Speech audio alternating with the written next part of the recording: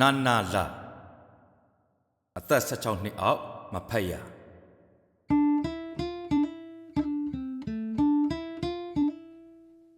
မင်္ဂလာပါကိုလူတို့အခုကျွန်တော်ကစာရေးဆရာလင်းစင်ရောရေးသားတဲ့နာနာလာ16နှစ်အောက်မဖက်ရဝတ္ထုစာအုပ်ထဲကအခန်း1ဖြစ်တဲ့ငါးရိုးဝတ္ထုဆိုတဲ့ဝတ္ထုတူလေးကိုဖတ်ပြတင်ဆက်ပေးမှာပဲဖြစ်ပါတယ်နားဆင်ခံစားအားပေးကြပါဦး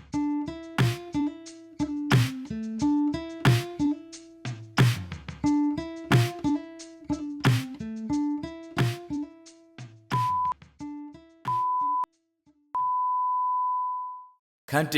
1ငါးရိုးဝတ္ထုငါးရိုးစူးပြီးကလေးကအတန်ထွက်မလာတော့ဘူးစကားပြောရင်လေတံပဲကြားရတော့တယ်ဘယ်သူမှလည်းသူ့ကိုငါးရိုးမကြွေးပါဘူးသူကလည်းငါးရိုးကိုမှတမင်တကာရွေးပြီးမစားတော့ပါဘူးစားစရာငါးပဲရှိတော့ငါးရိုးကြည့်မရှောင်နိုင်ပဲဖြစ်သွားတာနေမှာစားစရာကငါးပဲရှိတော့အယိုးများတယ်ချီးခါတယ်လုံးမနေနိုင်ပါဘူးဖြစ်ချင်းအိမ်မှာရသလောက်နှိုက်ထုတ်ကြည့်ကြပါသေးတယ်ငရိုးမြက်လက်တူနေတော့ဘလို့မှမတက်တာဘူးဒါနဲ့အပေါ်ဆွဲထုတ်လို့မရတော့အောက်ကိုပြုတ်ကျသွားအောင်ဆိုပြီးငပြောသည်ထက်ကြွေးပါတယ်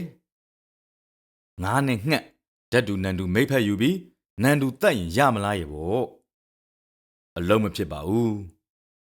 အလုံးမဖြစ်တဲ့အပြင်ချောင်းတွေပါဆိုးလာပြီးသွေးစသွေးနာကလေးတွေထွက်လာတာနဲ့မဖြစ်တော့ဘူးဆိုပြီးဆေးရုံပြေးရတော့တာပေါ့သူ့ဘွားကလည်းစိုးရိမ်ကြီးနဲ့ဆေးရုံမသွားခင်စနွင်းလေးလိမ့်သွားပါအောင်ဆိုလို့လေဘင်းမှာစနွင်းလေးဝါယုံလိမ့်ခဲ့သေးတယ်အဲ့ဒီအချိန်မှာအသက်ရှူတန်းကလည်းကျန်းလာပြီရှူရှည်ဂူးခဲနဲ့ဆေးရုံရောက်တော့ကလေးဆရာဝန်ကြီးကလာကြည့်ပါတယ်ဆရာဝန်ကြီးကသူ့နှစ်ချက်သေးသေးလေးနဲ့ရင်ဘတ်ကိုတစ်ချက်နှစ်ချက်ထောက်ကြည့်ပြီးအဲ့ဒါခွဲစိတ်ကုသမှရမယ်တဲ့သူကကလေးဖျားပြောက်အောင်ပဲကုတက်တာတဲ့ငါယူမထုတ်တတ်ဘူးတဲ့အဲ့ဒါငါယူအထူးထုတ်တဲ့ဆရာဝန်ကြီးစီသွားပါဆိုပြီးစာတစ်စောင်ရေးပေးလိုက်တယ်ငါယူထုတ်တဲ့ဆရာကြီးစီရောက်တော့သူကအရေးပေါ်လေပြွန်ဖောက်ရမယ်လုပ်ရတာနည်းနည်းကြမ်းမယ်အခက်မသိရင်သေသွားနိုင်တယ်သဘောတူလားသဘောတူရင်လက်မှတ်ထိုးပါတဲ့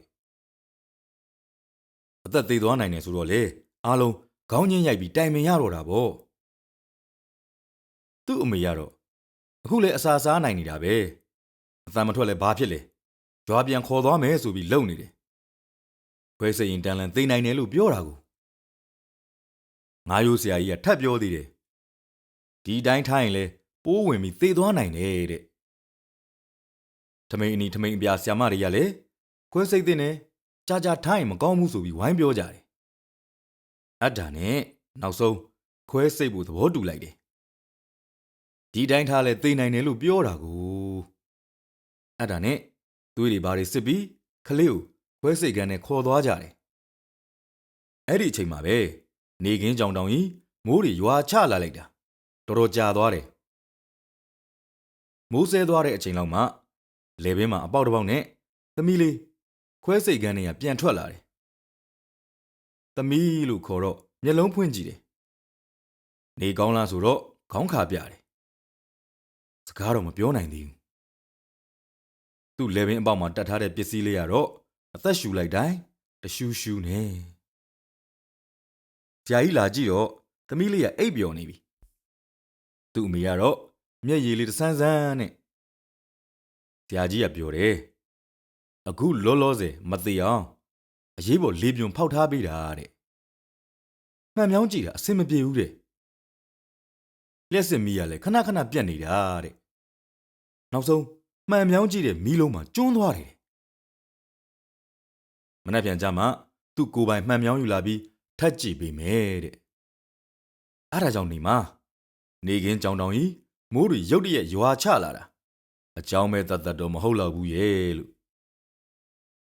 ဆရာကြီးပြန်သွားတော့သူ့အမေခမညာမျက်ရည်လေးတဆန်းဆန်းနဲ့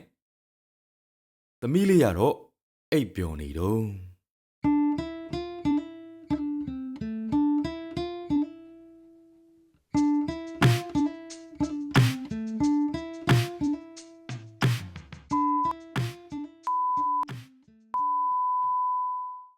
သုံးနှစ်သမီးလေးငါးရိုးနေပြီစကားပြောလို့မရပဲရှူးရှူးရှဲရှဲနဲ့ဆေးရုံရောက်လာပါတယ်နားနှာခေါင်းလေချောင်းဆရာဝန်ကြီးကအရေးပေါ်လေးပြုံဖောက်ရမယ်နည်းနည်းတော့ကြမ်းမယ်အခက်မသိရင်လုံရင်တန်းလန်းသေသွားနိုင်တယ်သဘောတူရင်လက်မှတ်ထိုးဆိုတော့ကလေးမိဘတွေလည်းချီတုံကြတုံဖြစ်ကုန်ရောကလေးမိကသေမယ်ဆိုမလုပ်ဘူးအိမ်ပြန်ခေါ်သွားမယ်တကယ်ကဲလုံနေလို့ဒီတိုင်းထားရင်တော့သေချာပေါက်သေမှာပဲလို့နားလေအောင်ထပ်ပြီးရှင်းပြရတယ်အဲ့ဒီတော့မှသူတို့လေခွဲစိတ်ဖို့သဘောတူတယ်ခွဲကန်နဲ့ရောက်တော့ရုံကန်နေတဲ့ကလေးမလေးရဲ့လေပင်အရေပြားတွေကိုဆရာကြီးကထုံစည်းရည်တွေဖောင်းကြွလာအောင်ထိုးထည့်လိုက်တယ်မေစည်းပေးလို့မရတော့ထုံစည်းနဲ့ပဲလုပ်ရတယ်ကောင်းမလေးကလည်း3နှစ်သာဆိုတယ်ရုံအားကတန်မတန်ခေါင်းကိုတစ်ယောက်ပခုံးကိုတစ်ယောက်လက်ကိုတစ်ယောက်ခြေထောက်ကိုတစ်ယောက်ဝိုင်းချုပ်ထားရတယ်ဒါတော့ခါကုတ်ကုတ်ထိုးပြီးတော့ယုံနေလို့ခါကိုတစ်ယောက်ထပ်ဖိထားရသေးတယ်ဆရာကြီးကညင်အောင်ချုပ်ထားမှလှုပ်လို့ရမှာလို့အော်ပြောနေတယ်ကလေးမလေးမလှုပ်နိုင်တော့မှဆရာကြီးကလေပင်အရေပြားကိုစလှီးတယ်ပြီးတော့အမြေးပါးတွေကြွက်သားတွေခက်မြန်မြန်ရှင်းထုတ်လိုက်တော့လေပြွန်ဖြူဖြူလေးပေါ်လာတယ်လေပြွန်ဖောက်ခါနီမှာဆရာကြီးကထပ်អော်တယ်ညင်အောင်ကင်ထားတဲ့ကလေးမလေးကမလှုပ်နိုင်ပေမဲ့စူးကနေထထអော်နေသေးတယ်ဆရာကြီးကတဦးဂျုံလေးနဲ့လေပြွန်ကိုထိုးဖောက်လိုက်တော့လေပြွန်အပေါက်ကနေလေတွေရောချွဲတွေပါရောပြီးရှူကနေပန်းထွက်လာတယ်အဲ့ဒီအခါကျမှပဲကလေးမလေးရဲ့ပြာနှမ်းနေတဲ့နှကန်းတွေချက်ချင်းပန်းရောင်ပြန်သန်းလာတယ်လေပြွန်အပေါက်ထဲကြေးပြွန်ကောက်ကလေးထက်လေပင်မှာကျိုးနဲ့ချုပ်ချီပြီးတော့မှမေဈေးဆရာဝန်ကြီးကကလေးမလေးကိုမေဈေးပေးဖို့ပြင်တယ်ကလေးကငယ်သေးတော့မေဈေးအချိန်စာကိုကိုအလေးချိန်နဲ့ဒေသေးချာချာတွက်ချက်ရသေးတယ်ပိုသွားလို့လည်းမရဘူးလိုနေလို့လည်းမဖြစ်ဘူးနောက်တစ်ဆင့်ကပိုပြီးလက်ဝင်မယ်ပိုပြီးခက်ခဲမယ်ပိုပြီးအန္တရာယ်များမယ်ဒီတခါလဲမျိုးထဲမှန်ပြောင်းထည့်ပြီးငါးရိုးရှာရမှာမေဈေးဆရာဝန်ကြီးကမေဈေးပေးနေတော့မှဆရာကြီးကလည်းမှန်ပြောင်းထုတ်ဆင်နေပြီမေဈေးဆရာဝန်ကြီးလေပြွန်ဘောလုံးညှစ်နေတဲ့အချိန်မှာတော့ဆရာကြီးလက်ထဲကမှန်ပြောင်းနဲ့မီးလင်းနေပြီခွဲစိတ်ကန်းထဲကလူတွေအားလုံးကသူ့နေရာနဲ့သူအံဝင်ခွင်ကြအတန်မထွက်ပဲလှုပ်ရှားနေကြတယ်ကလေးမရဲ့ပါဇက်တဲ့မှန်ပြောင်းထိုးထည့်လိုက်တဲ့အချိန်ကြမှာပဲလျှက်စစ်မီးကဖြုတ်ကနေပြတ်သွားတယ်ခွဲကန်တစ်ခုလုံးပွက်လောရိုက်သွားတယ်မီးစက်ပြေးနှိုးတဲ့သူကနှိုးလျှက်စစ်ရုံးကိုဖုံးဆက်သူကဆက်ဓာတ်မီးထိုးတဲ့သူကထိုးနဲ့မေဈေးဆရာဝန်ကြီးခင်ဗျာလေဘောလုံးညှစ်မြဲဆက်ညှစ်နေရတယ်ဆရာကြီးကတော့မှန်ပြောင်းကြီးထိုးထည့်ရင်တန်းလန်းမိမလာတော့ဘလို့မှဆက်ကြည့်လို့မရဘူးဆရာမတယောက်လျှက်စစ်ရုံးဖုံးဆက်နေတဲ့အတန်လေအတိုင်းသာကြားနေရတယ်ဆရာမကဒီမှာခွဲစိတ်နေရင်တန်းလန်းမီးပြတ်သွားတယ်အရေးကြီးနေလို့အခုချက်ချင်းမီးပြန်လှုပ်ပေးပါတဲ့တစ်ဖက်ကလည်းတစ်ပင်လဲနေလို့ဆိုလားတစ်ပင်ခုတ်နေလို့ဆိုလားခဏဆောက်ပါမီးပြန်လှုပ်ပေးပါမယ်တဲ့အပြင်မှာမိုးတွေကရွာလို့ခဏနေတော့မီးပြန်လာတယ်မဟုတ်ဘူးအဲ့ဒါမီးစက်နှိုးလိုက်တာတဲ့မှန်ပြောင်းကြည့်တဲ့စက်ဖွင့်လိုက်တော့မီးအားပြန်ကျသွားတယ်စက်ပိတ်လိုက်ရင်မီးအားပြန်တက်လာတယ်ပိတ်လိုက်ဖွင့်လိုက်2ခါလောက်ထပ်လုပ်ကြည့်မရဘူး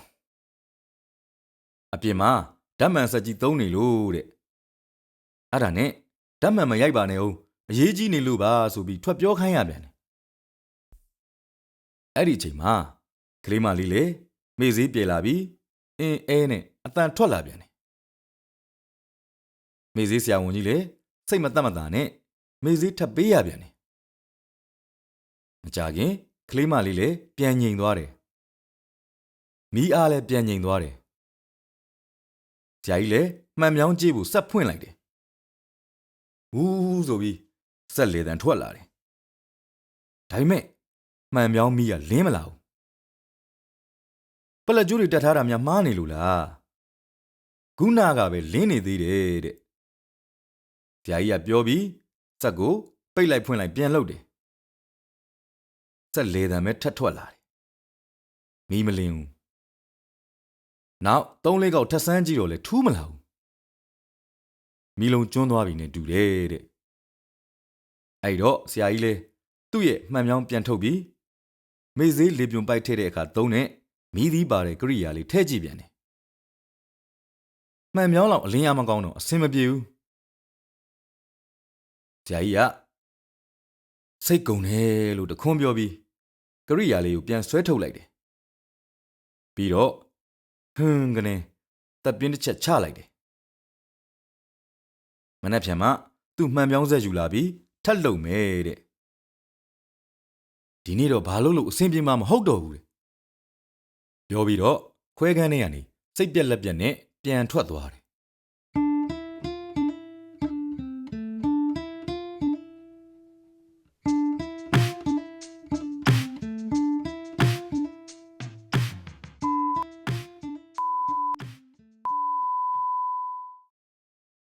နောက်တစ်နေ့မှာမနေ့ကမအောင်မြင်ခဲ့တဲ့တောင်ကုန်းကိုပြန်သိမ်းမှုအတွက်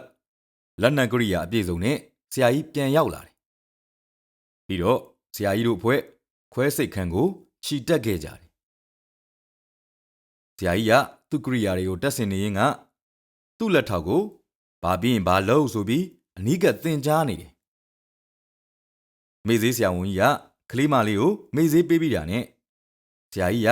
မှန်ပြောင်းကိုစထည့်လိုက်တယ်သူ့လက်ထောက်ကိုလည်းသေးသေးချာချာကင်ထားခိုင်းတယ်လိုချင်တဲ့အနေထားကိုရောက်တော့ဆရာကြီးကမျက်ရိပ်ပြလိုက်တယ်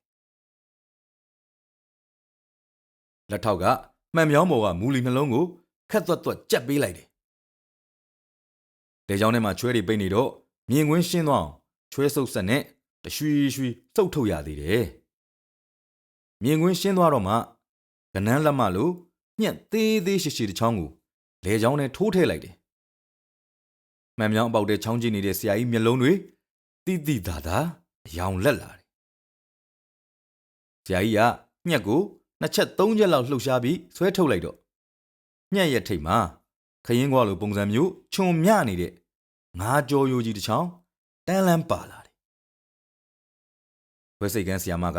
ပတ်တီးစာလေးတစ်စားနဲ့အစင်နဲ့ဖြန့်ခံထားလိုက်တယ်ဆရာကြီးကနောက်ထပ်ကြံသေးလားဆိုပြီးမှန်ပြောင်းနဲ့ထက်ချောင်းကြည့်နေသေးတယ်မြို့ဝကျုံးပေါ်မှာတော့ကဒါမျိုး3ချောင်းဇက်တိုက်ထုတ်ခဲ့ဘူးတယ်လို့လည်းပြောနေသေးတယ်ကျင်းနဲ့သွားတော့မှမှန်ပြောင်းကိုဆွဲထုတ်လိုက်တယ်ဒီတစ်ခါတော့အနောက်ရှက်ကင်းကင်းနဲ့အောင်မြင်စွာပြီးဆုံးသွားတယ်အားလုံးစကားတစ်ခုမှမဟကြပြီမဲ့သူတို့မျက်လုံးမှာအားရကြည်နပ်မှုတွေနဲ့မကြခင်ကလေးမလေးလည်းတအင်းအင်းညင်းညူရင်သတိပြန်ရလာတယ်ဆရာကြီးလာကြည့်တဲ့အချိန်မှာတော့ကလေးမလေးကအိပ်ပျော်နေပြီဆရာကြီးကကလေးမလေးကိုကြည့်ပြီးအိပ်ပါစေကွာတဲ့မနှိုးပါနဲ့တော့တဲ့ကလေးအဖေကကျေးဇူးတင်ပါတယ်ဆရာကြီးဆိုတော့ရပါတယ်ကွာလို့ပြောပြီးပြန်ထွက်သွားတယ်သူ့အမေကတော့ဆွေမျိုးတွေလာကြည့်တိုင်းသူ့ချွေးကန်အင်ကြီးတဲ့ထဲ့သိမ်းထားတဲ့ငါးရိုးကြီးကိုထုတ်ထုတ်ပြနေတယ်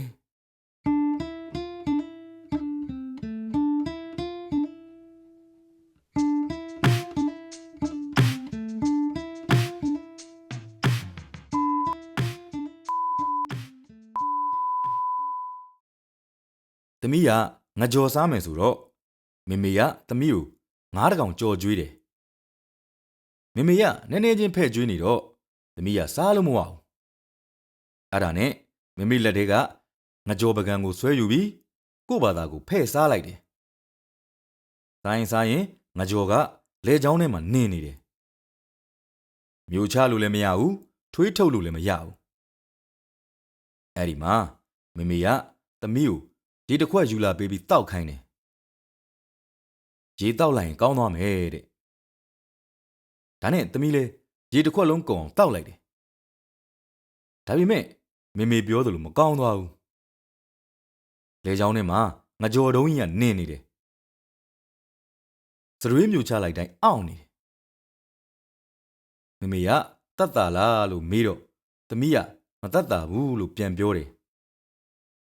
ဒါပေမဲ့သမီးအသံကထွက်မလာဘူးငကြော်တုံးကြီးခံနေလို့လားမသိဘူးအဲ့ဒါနဲ့မမေကသမီးလေချောင်းနဲ့ငကြော်တုံးကြီးဘိုက်ထဲရောက်သွားအောင်ဆိုပြီးမပြောသေးသလုံးဖြုတ်ကြွေတယ်ဒါပေမဲ့ငကြော်တုံးကြီးကဘိုက်ထဲမရောက်ပဲလေချောင်းနဲ့ရားလာလို့သမီးလည်းဟုတ်နဲ့ချောင်းဆိုးလိုက်တယ်ဖွားကသမီးနေကောင်းသွားအောင်ဆိုပြီးလေဘင်းမှာဆေးဝါးတွေလာလိမ့်ပေးတယ်ဖွားဆေးလိမ့်ပြီးတာနဲ့ဖေဖေကသမီးကိုကောက်ချီပြီးအိမ်ကြီးတစ်အိမ်စီခေါ်သွားတယ်အဲ့ဒီအိမ်ထဲမှာဂရင်သေးသေးလေးတွေအများကြီးပဲလူတွေလည်းအများကြီးပဲသမီးကိုဂရင်တစ်လုံးမှာပေးထိုင်ထားတယ်ခဏနေတော့ဦးတယောက်သမီးကိုလာကြည့်တယ်ပြီးတော့အဲ့ဒီဦးနဲ့ဖေဖေနဲ့စကားတွေပြောနေကြတယ်ပြီးတော့ဖေဖေကသမီးကိုအိမ်ကြီးနောက်တစ်အိမ်စီထပ်ခေါ်သွားပြန်ရောသမီးမှာလဲဘင်းနာနာနဲ့ပဲဖေဖေခေါ်တဲ့နောက်ရှောက်လိုက်နေရတယ်အဲ့ဒီအိမ်ကြီးမှာလည်းခုနအိမ်ကြီးလိုပဲကတင်တွေအများကြီးရှိနေတယ်ပြီးတော့ခုနလိုပဲဦးတွေဒေါ်တွေသမီးကိုလာကြည့်ကြပြန်တယ်ပြီးတော့ဖေဖေတို့မေမေတို့နဲ့စကားတွေပြောနေကြပြန်ရောဖေဖေကခေါင်းညိတ်နေတယ်မေမေကတော့ခေါင်းခါနေတယ်ပြီးတော့ငိုလဲငိုနေတယ်ဦးတွေဒေါ်တွေကမမေကိုဝိုင်းချော့ကြတော့မေမေအငိုတိတ်သွားပြီးခေါင်းညိတ်နေပြန်တယ်ခဏနေတော့ဒေါ်တွေကသမီးနားလာပြီးလက်ကင်ကြည့်လိုက်ခြေထောက်ကင်ကြည့်လိုက်လာလုံနေကြတယ်သမီးနမေကိုလည်းဝိုင်းခေါ်နေကြတယ်သမီးကပြန်ပြုံးပြလိုက်တော့ဒေါ်တွေကသဘောကျသွားတယ်အဲ့ဒီအချိန်မှာသမီးလက်ကိုဘာကောင်ကိုက်သွားလဲမသိဘူးတအားနာလို့သမီးကငိုတော့ဒေါ်တွေကအုံဖွဆိုပြီးသမီးလက်ကိုဆေးပလတ်စတာကပ်ပေးကြတယ်ပြီးတော့သမီးရဲ့အင်ကြီးဘောင်းမီတွေကိုချွတ်ပြီးစောင်သေးသေးလေးတစ်ထည်ခြုံပေးထားတယ်ခဏကြာတော့ဖေဖေကသမီးကိုအခန်းတစ်ခန်းနဲ့ခေါ်သွားတယ်အခန်းဝမှာဒေါ်တွေကသမီးကိုစောင့်နေကြတယ်အဲ့ဒီဒေါ်တွေကခေါင်းမှာအုတ်ထုတ်ဆောင်းထားကြတယ်မျက်နှာကိုလည်းဖုံးထားကြတယ်သူတို့မြင်တော့သမီးလည်းကြောက်ပြီးတော့ငိုချလိုက်တယ်သမီးငိုတော့အဲ့ဒီဒေါ်တွေကမျက်နှာဖုံးထားတာတွေချွတ်လိုက်ပြီးတူရေဝါဆိုပြီးဝိုင်းអော်ကြရောပြီးတော့လာသမီးကိုအယုတ်ဝယ်ပေးမယ်ဆိုပြီးဝိုင်းခေါ်ကြတယ်ဖေဖေကလည်းသမီးကိုအဲ့ဒီဒေါ်တွေလက်ထဲအတင်းထိုးထည့်နေတာပဲဖေဖေကသမီးကိုချစ်ပုံမရဘူးအဲ့ဒါနဲ့သမီးလည်းဖေဖေကိုမချစ်တော့ဘူးဒေါ်တွေခေါ်တဲ့နောက်ကိုလိုက်သွားတယ်ဖေဖေကတော့အခန်းဝမှာရက်ပြီးကြံရစ်တယ်အဲ့ဒီမှာဒေါ်တွေကသမီးကိုနောက်ထပ်အခန်းတစ်ခုတည်းခေါ်သွားကြတယ်အဲ့ဒီအခန်းထဲမှာအရန်အေးတယ်သမီးကအင်ကြီးဘောင်းမီမဝတ်ထားတော့ချမ်းလာတယ်ဒေါ်တွေကသမီးကိုအချမ်းပြေအောင်ဝိုင်းဖက်ထားကြတယ်ခဏနေတော့ဦးကြီးတယောက်ထက်ရောက်လာတယ်အဲ့ဒီဦးကြီးကလည်းဒေါ်တွေလိုပဲအုတ်ထုတ်ဆောင်ပြီးမျက်နှာဖုံးထားတယ်ဦးကြီးရောက်လာတော့ဒေါ်တွေကသမီးကိုမဖတ်ထားတော့ပဲဂရင်မော်တင်လိုက်ကြတယ်ပြီးတော့သမီးမျက်နှာကိုစောင်နဲ့ဖုံးလိုက်တယ်သမီးကကြောက်ပြီးပြန်ထတော့ထလို့မရဘူးသမီးကိုဝိုင်းဖိထားကြတယ်အဲ့ဒီတော့မှသမီးလေပင်ကိုဘာကောင်ကိုက်လိုက်ပြန်လဲမသိဘူးအရန်နာတော့သမီးငိုရပြန်ရောငိုရင်နဲ့သမီးအိပ်ပျော်သွားတယ်ပြီးတော့ပြန်နိုးလာတယ်ပြီးတော့ပြန်အိပ်ပျော်သွားတယ်ပြီးတော့ပြန်နိုးလာပြန်တယ်သမီးအိပ်ရာကနိုးလာတော့သမီးလေပင်မှာအပေါက်လေးတစ်ပေါက်ဖြစ်နေတယ်သမီးအသက်ရှူလိုက်ရင်အဲ့ဒီအပေါက်ထဲကိုလေတွေဝင်လာတယ်သမီးချောင်းဆိုးလိုက်ရင်အဲ့ဒီအပေါက်ထဲကစတွေးတွေထွက်လာတယ်မေသမီးလေပင်နဲ့ငကြော်တုံးကြီးရောဘယ်ရောက်သွားလဲလို့မေးတော့မေက တမလေးဆိုပြီးငါးရိုးတစ်ခုထောင်ပြတယ်မမေရလေလာလိမ့်နေတယ်အဲ့ဒါသမီးလေပင်းလေးကငကြော်တုံးကြီးလည်းမဟုတ်ဘဲနဲ့